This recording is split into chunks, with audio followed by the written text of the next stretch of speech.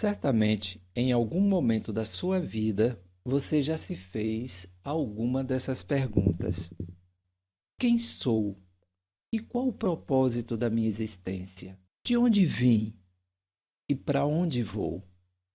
Por quê? De onde e como e com que finalidade foi criado o universo? Quem é Deus? E onde está? Por que no mundo existem tantos sofrimentos e injustiças? Existe destino marcado? O que é a vida? O que é a morte? A teosofia pode lhe ajudar a encontrar todas as respostas para estes questionamentos. Mas o que é a teosofia? Este é o nosso tema de hoje. Sejam muito bem-vindos.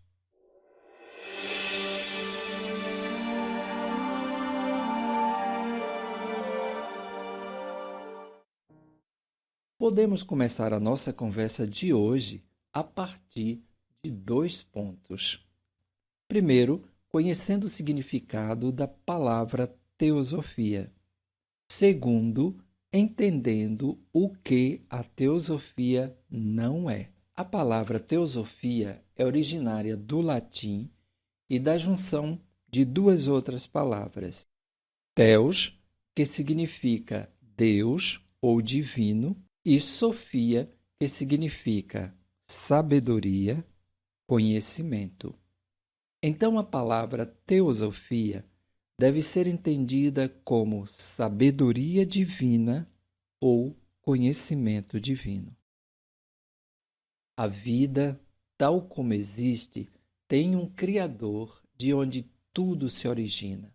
A sabedoria e a perfeição desse Criador está impressa e presente em todas as espécies de matérias orgânicas e inorgânicas, muito próxima de nós, mas invisível, imperceptível aos nossos sentidos físicos. O homem, no curso da sua existência, precisará aprender a desenvolver a sua visão espiritual, sua consciência, para poder perceber os sinais de Deus, entendê-los e transformar a sua vida, operando em si e no todo ao seu redor uma transformação enriquecedora. A teosofia reúne o néctar de todo o conhecimento e sabedoria humanos, extraído das religiões milenares, da ciência e da filosofia, e o dispõe para que todos aqueles que dele beber possam, a partir da reflexão, da busca, do estudo pessoal e do aprimoramento de si, expandir sua consciência, aproximar-se de Deus e da vida em sua totalidade. A segunda coisa a ser compreendida é esta: a teosofia não é religião. A teosofia não pode ser comparada ou entendida como religião, porque não é. A teosofia não constitui nem professa, não estabelece nenhum preceito ou ritual interno entre os seus membros. A teosofia é apenas uma sociedade de estudos. Como tão bem cita Madame Blavatsky no seu livro A Doutrina Secreta, aqueles que imaginam a teosofia como uma religião procuram em vão pelo seu credo e o seu ritual. Seu credo é a lealdade para com a verdade, e seu ritual honra cada verdade através dos seus atos.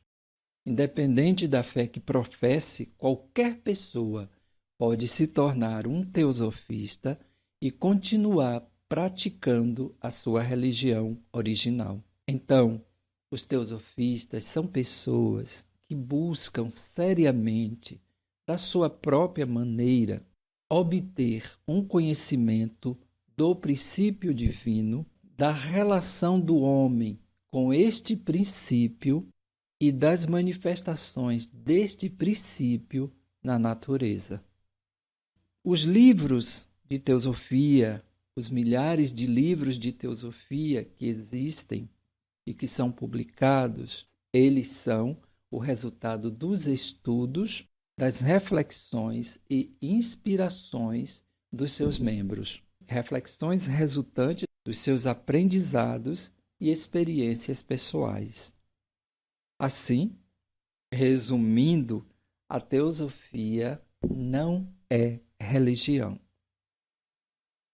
Não tem dogmas, observe bem, não tem dogmas, não tem mandamentos, nem preceitos, não tem doutrinas e defende a plena liberdade de pensamento. A sociedade teosófica como um todo é uma sociedade de estudos das religiões tradicionais, da ciência e da filosofia. O teosofista é, antes de tudo, um estudioso, um buscador da verdade, do conhecimento e da consciência existencial. Mas quando surgiu a teosofia? Isso é o que vamos saber agora.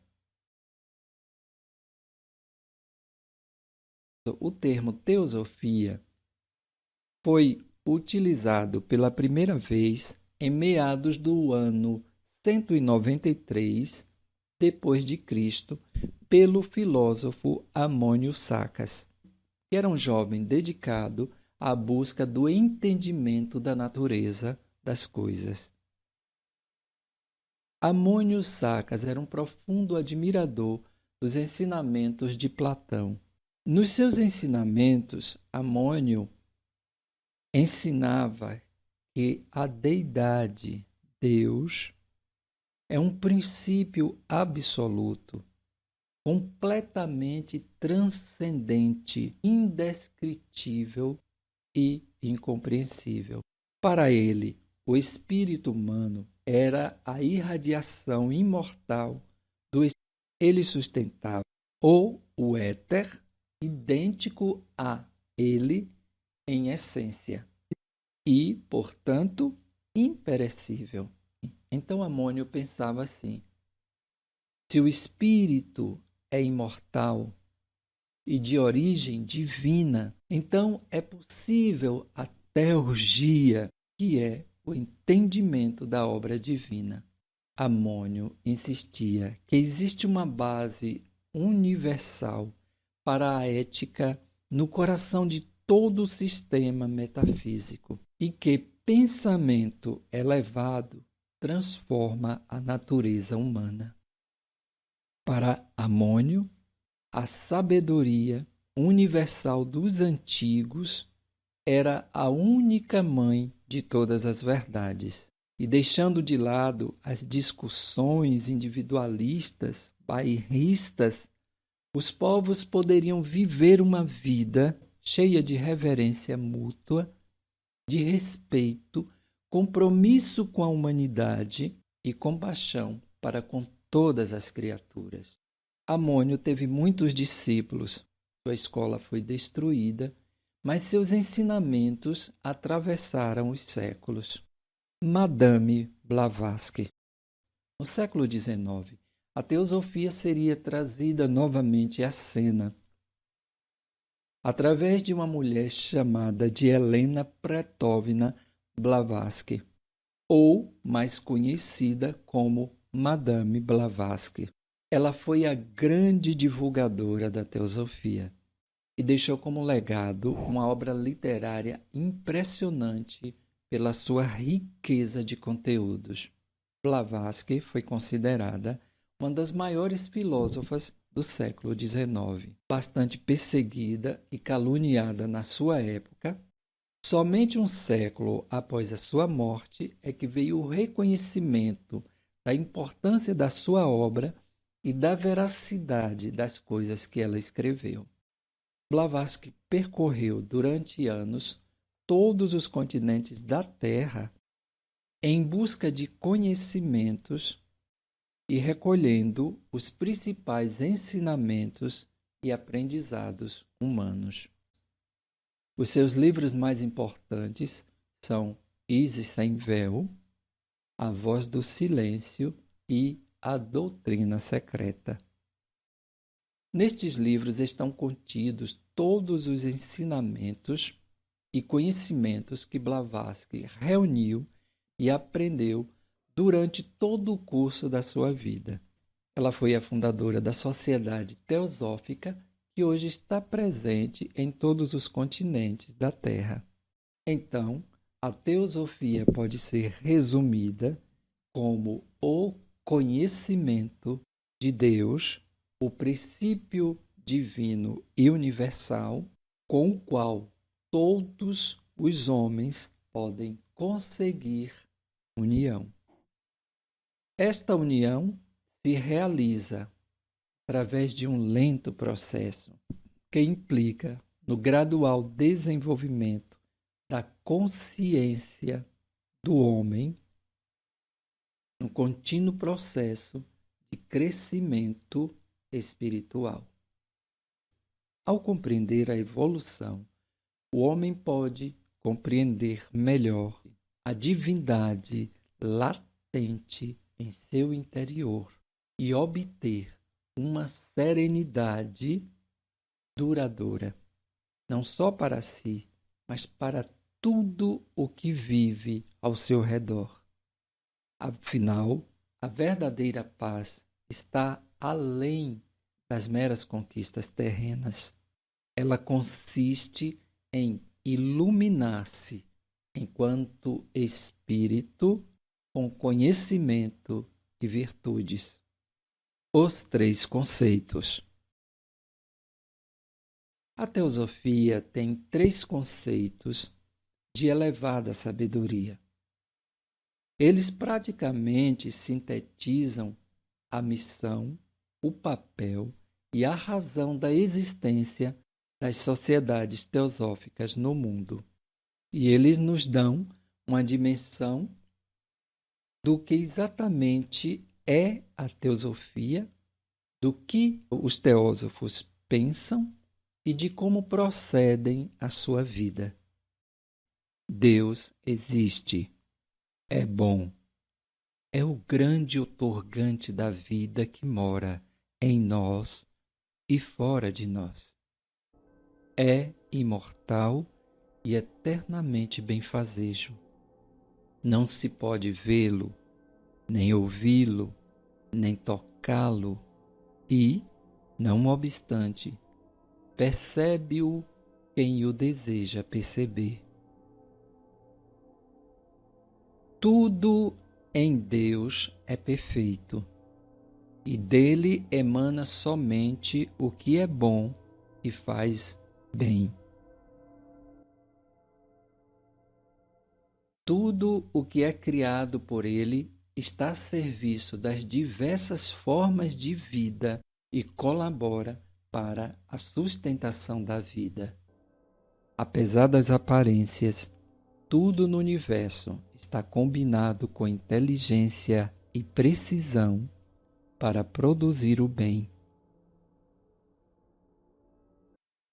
Todos os ciclos das diversas formas de vida e existências seguem numa ordem organizada e perfeita, cujo objetivo é manter a vida, favorecer a vida. Tudo quanto nos rodeia propende para nos auxiliar e não para nos embaraçar. O estudo que leva ao despertar da consciência e ao melhoramento de nós próprios nos capacitará para este entendimento.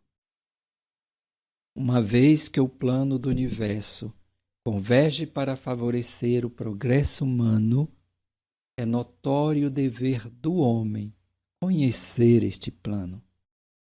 Não podemos trilhar o caminho da existência na absoluta ignorância. Somos chamados a conhecer e compreender o plano existencial. Eis porque o estudo, a reflexão, o despertar da consciência sejam tão importantes para a nossa caminhada. O homem que chegou a compreender o plano de Deus tem também o dever de cooperar inteligentemente na sua realização, seja pelo seu modo de vida melhorado, pelas boas atitudes, pelo bom exemplo ou pelos serviços dedicados aos seus irmãos. Segundo conceito, o homem é imortal. A glória e o esplendor de seu futuro não têm limites. O homem real é um espírito com um corpo e alma acessória. Você é um espírito. Em você habita a consciência, que é o resultado, as lições aprendidas de todas as suas existências. Em você, espírito, está o mais nobre e elevado das qualidades e das virtudes. Você, espírito, é partícula de Deus, semelhante ao seu Criador. Você possui um corpo físico. Este seu corpo físico é um instrumento a serviço do seu espírito para que você possa habitar aqui nesta terra. Você ainda possui uma alma onde são processados todas as emoções, sentimentos, fruto das experiências e vivências terrenas. O homem deve compreender o seu espírito como ponto de referência para encarar todas as coisas.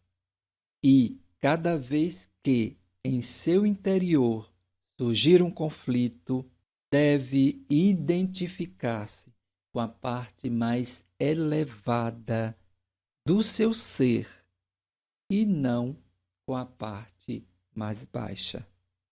Aquilo a que geralmente chamam vida humana não é mais do que um dia da verdadeira e eterna vida. A vida espiritual é muito mais plena, transbordante de graça e sentido. E nossa passagem aqui por esta terra é uma preparação para esta vida eterna. A morte não tem tanta importância como geralmente lhe é dada.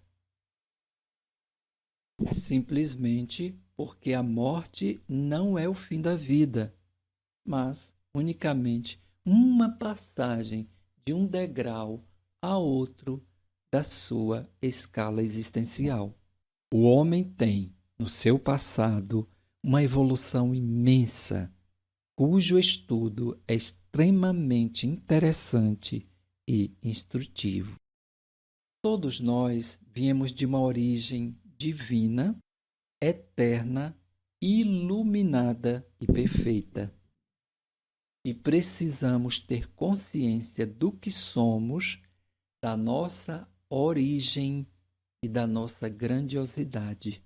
O estudo, a meditação, a consciência desperta são o caminho. Tem do mesmo modo em sua frente, no seu futuro, uma admirável evolução, cujo estudo é ainda mais interessante e instrutivo. O que teremos pela frente é grandioso, estupendo na sua beleza e significância. Se você permanecer ignorante, fanático, fundamentalista, cético, não estará preparado para deparar-se com o magnificamente perfeito, muito menos para compreendê-lo ou vê-lo. É absolutamente certo que o espírito acabará por atingir a meta que lhe está assinalada, por muito que pareça ter se desviado da linha da evolução. Como eu disse, todos nós viemos de uma origem bela, grandiosa e perfeita. Deveremos retornar para ela. Uns chegarão rápido, outros demorarão milênios para chegar. O tempo de chegada de cada um vai depender da sua disposição de se melhorar, de evoluir no aprendizado, nas virtudes e na consciência. O mundo é regido por uma lei divina de justiça absoluta, de modo que cada homem é, em realidade, o seu próprio juiz, o árbitro da sua própria vida e a si mesmo proporciona glória ou desonra, prêmio ou castigo. Isso é muito importante. Cada pensamento, cada palavra, cada ação produz aqui na Terra resultado definido, que não é prêmio nem castigo, e sim a consequência infalível do pensamento, da palavra ou da ação com a qual se relaciona. Então, o que a sua vida será depende muito dos seus atos e ações de hoje. Lembre-se que suas ações selarão o seu destino e lhe darão o seu veredito. Se Deus possibilitou tudo para o seu bem, para o bem da sua vida, mas você insiste em seguir o pior curso da existência, o que você colherá no futuro não será castigo de Deus, mas apenas resultado das suas ações, opções e decisões. Tanto por dever como por interesse próprio, o homem deve estudar a fundo a lei divina, com o fim de entregar-se a ela e aproveitá-la como aproveita as outras leis. Tanto por dever como por interesse próprio, o homem deve estudar a fundo a lei divina, com o fim de entregar-se a ela e aproveitá-la como aproveita as outras leis da natureza. Gente, o maior de todos os livros de ensinamento é o livro da existência. Compreenda que tudo em torno de você contém a palavra e a escrita de Deus. Então, aprenda a ler o livro da existência e entenderá quem você é, qual a sua missão e destinação futura. É necessário que o homem possua o domínio completo de si mesmo, a fim de regular sensatamente a sua vida de conformidade com a lei divina. Isso é bastante natural ao compreender a existência, ao perceber a sacralidade da vida. Naturalmente, você se perceberá mudado. Com ações mais humanas, mais amorosas, mais sensatas, De você emanará somente o bem, a graça e a luz. Deus resplandecerá em você. Em resumo, este é o resumo do que é a teosofia.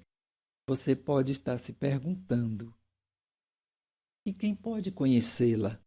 Naturalmente, qualquer pessoa pode conhecê-la, desde que essa pessoa tenha a mente aberta e tenha uma atitude inteligente e receptiva e esteja decidido a buscar e encontrar a verdade. Não deverá ter a fé cega de uma pessoa ignorante ou tendenciosa, nem a plana e presunçosa incredulidade do materialista. A teosofia certamente nada significará para aqueles que antepõem seus próprios preconceitos e ideias preconcebidas, fechando-se totalmente para os novos conhecimentos, nem para aqueles hipócritas e fanáticos de mente fechada, os quais, acreditando que a sua opinião é a única verdadeira, demonstram o maior desprezo pelas opiniões dos outros. Por fim, lembre-se, o bom conhecimento desperta a consciência, melhora o indivíduo, corrige suas ações, comportamentos e emoções, enobrece suas virtudes, dignifica o seu caráter, dá qualidade e significado à sua existência. Isso é a teosofia. Chegamos ao final do nosso encontro e, como sempre, agradeço muito por você estar aqui com a gente. Na próxima segunda-feira estaremos presentes novamente com mais um saudável e edificante bate-papo. Um abraço e até o nosso próximo encontro. Paz e luz para você.